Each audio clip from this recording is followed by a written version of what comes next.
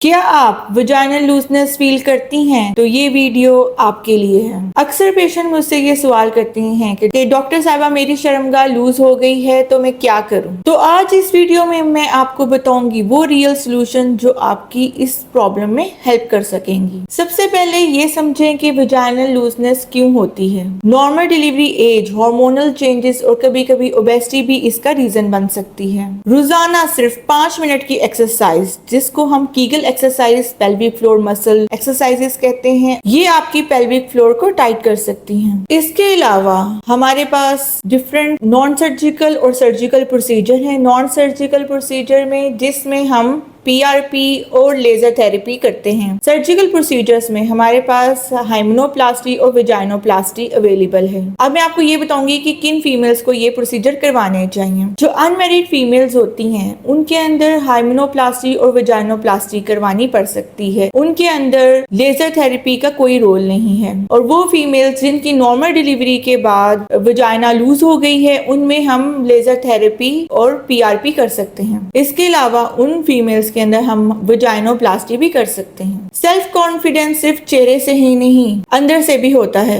Health और hygiene दोनों जरूरी हैं। अगर आप इस इशू से गुजर रही हैं या किसी ऐसी फीमेल को जानती हैं कि जो इस प्रॉब्लम से गुजर रही हो, तो ये रील उन तक जरूर पहुंचाइए।